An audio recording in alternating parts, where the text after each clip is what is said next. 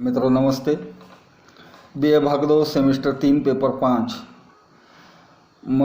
काव्यामृत, इसमें हमने पिछले लेक्चर को हमने जो है घनानंद का पहला पद देखा।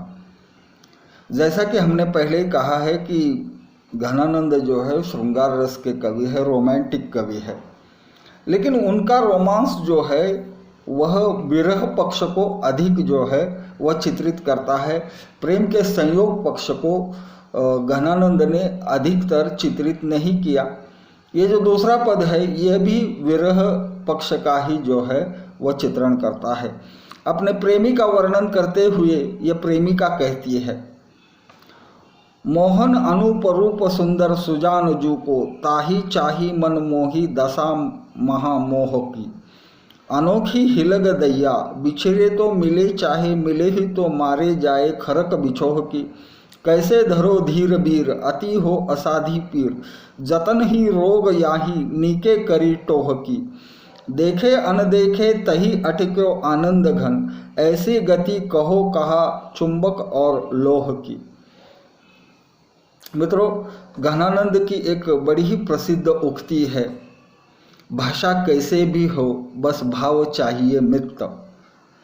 यानी भाषा किस प्रकार की है या भाषा कौन सी है इसके प्रति घनानंद ज़्यादा मायने नहीं रखते। उनके लिए सबसे बड़ी चीज़ है कि भावना शब्दों के पीछे या शब्दों में भावना किस प्रकार से हो, इसी बात को जो है वह घनानंद महत्वपूर्ण मानते हैं। अब ये दूसरा जो पद है उनका वह भी इसी बात को ही चित्रित करता है। अपने प्रेमी के स्वरूप का वर्णन करते हुए ये प्रेमिका कहती है, संजोग की बात यह है कि घनानंद के द्वारा प्रेमिका के माध्यम से, क्योंकि पहले पद में हमने प्रेमिका की विरह दशा का वर्णन देख लिया, अब दूसरे पद में भी एक प्रेमिका जो है वो अपने प्रेमी का वर्णन करती है। वह वर्णन जैसे प्रेमी के संदर्भ में सार्थक प्रतीत होता है उसी तरह से भगवान श्री कृष्ण के संदर्भ में भी जो है वो सार्थक प्रतीत होता है। जैसा कि हमने कल देख लिया, मोहन सोहन, यानी मोहन जो है मन मोहने वाले, सोहन है अर्थात सुंदर है। तो किसी पुरुष के संदर्भ में यह उक्ति जिस प्रकार से सार्थक प्रतीत होती है, ठीक उसी प्रकार से यह उक्ति जो है वह श्री कृष्ण के संदर्भ में भी सार्थक प्रतीत होती है। मोहन अनुपरूप सुंदर सुजान जू को, मोहन का जो सुंदर या सुजान रूप है वह केवल सुजान यानी ज्ञानी ही जान सकते हैं, अन्य कोई नहीं जान सकता। ईश्वर क्या है या ईश्वर का स्वरूप कैसा है, इस पर सोच विचार करते करते अनेक ध्यानी योगी इस दुनिया से चले गए, लेकिन ईश्वर के असली स्वरूप का किसी को भी पता नहीं चला। ताही चाही मनमोही दशा महामोह की। मित्रों, हमने कई बार कहा है कि आदमी का सबसे बड़ा शत्रु उसका मोह होता है, और काम क्रोध लोभ मद मत्सर ये सारे जो शत्रु है भले ही एक दूसरे पर आश्रित है, डिपेंड है, निर्भर है, किंतु मोह के माध्यम से ही ये सारे शत्रु जो है वह हमारे मन के अंतःकरण में जो है वो प्रवेश करते हैं। ताही चाही मनमोही दशा महामोह की।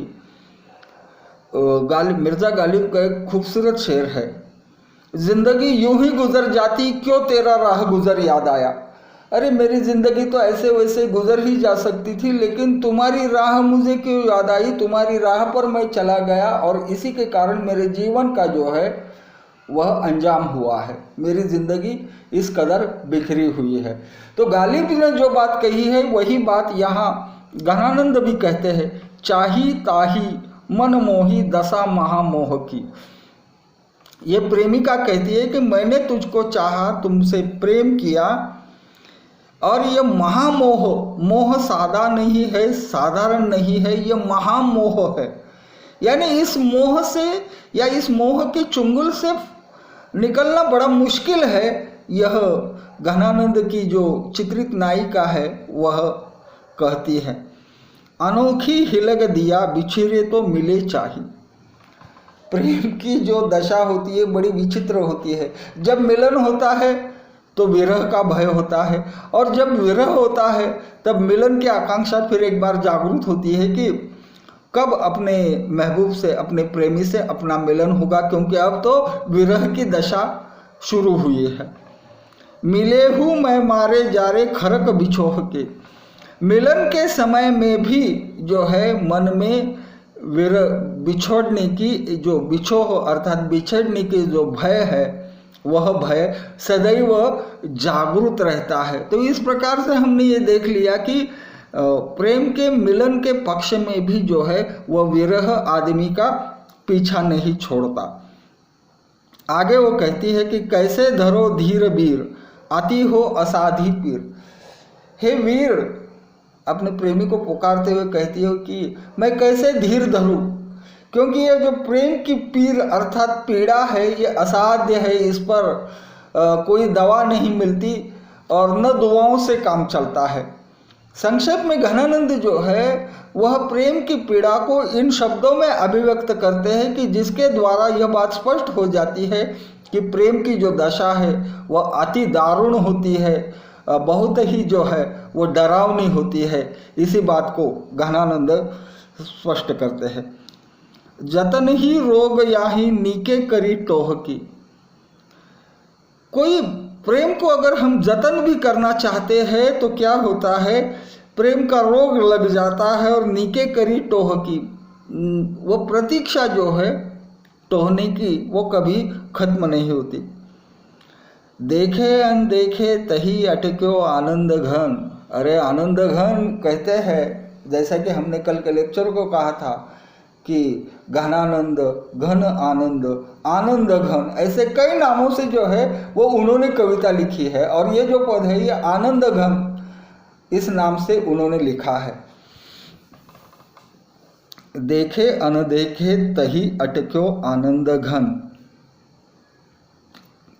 आनंद घन कहते हैं कि जब भी मैं देखता हूँ, या आनंद घन की जो विरहणी है वो कहती है कि जब भी मैं देखती हूँ मैं वही अटक जाती हूँ, मेरी आँखों के सामने मिलन के वे दृश्य कभी हट नहीं सकते। ऐसी गति कहो कहा चुंबक और लोह की। लोह और चुंबक, हम व्यवहार की बात कही है कि चुंबक की ओर लोह आकर्षित होता है, हम सब जानते हैं। तो प्रेम की जो दशा है यह उसी प्रकार से है।